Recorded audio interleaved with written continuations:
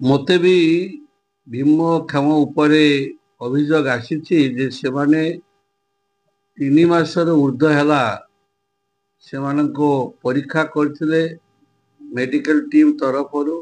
Block ପରିସର ଭିତରେ ହେଇଥିଲା, କିନ୍ତୁ ଆଜି ଯାଏ ସେମାନଙ୍କୁ ସାର୍ଟିଫିକେଟ୍ ଦିଆଯାଇ ନାହିଁ, ଯାହାଦ୍ୱାରା କି ସେମାନେ ବିଭିନ୍ନ ସରକାରୀ ସୁବିଧାରୁ ବଞ୍ଚିତ ହେଉଛନ୍ତି।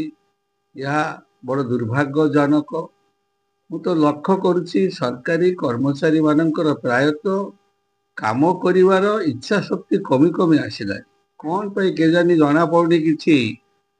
ଯେଉଁ କାମଟା ଦିନକ ଭିତରେ ହେବା କଥା ତାକୁ ମାସ ବର୍ଷ ଗଡ଼େଇ ଦେଉଛନ୍ତି।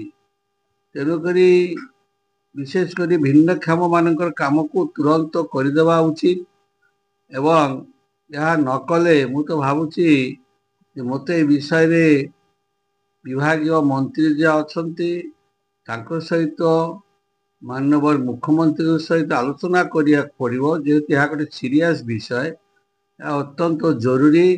ତେଣୁକରି ବାଲିଅନ୍ତା ବାଲିପାଟଣା ବ୍ଲକରେ ଯେଉଁଠି ଭିନ୍ନକ୍ଷମମାନଙ୍କର ପରୀକ୍ଷା ନିରୀକ୍ଷା ହେଇଛି ସେମାନଙ୍କୁ ତୁରନ୍ତ ସାର୍ଟିଫିକେଟ୍ ଇସ୍ୟୁ କରନ୍ତୁ ବିଭାଗ, ନହେଲେ ସେମାନେ ବହୁତ ସମସ୍ୟାର ସମ୍ମୁଖୀନ ହେବେ।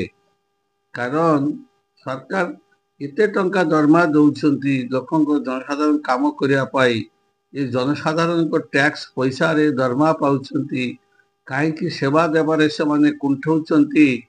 ସେଥିପାଇଁ ବଡ଼ ଦୁର୍ଭାଗ୍ୟର ବିଷୟ। ତେଣୁ ମୁଁ ଏ ବିଷୟ ନିଶ୍ଚିତ ଭାବରେ ମୋ ଦୃଷ୍ଟିକୁ ଆସିଛି। ମୁଁ ଏହାର କାର୍ଯ୍ୟାନୁଷ୍ଠାନ ପାଇଁ ବ୍ୟବସ୍ଥା କରିବି ଏବଂ ତୁରନ୍ତ ଯେପରି ଭାବରେ ସେମାନେ ଭିନ୍ନକ୍ଷମ ସାର୍ଟିଫିକେଟ୍ ପାଇବେ ତାହା ପାଇଁ ମଧ୍ୟ ତାଗିଦ କରାଯିବ, ବ୍ୟବସ୍ଥା ମଧ୍ୟ କରାଯିବ।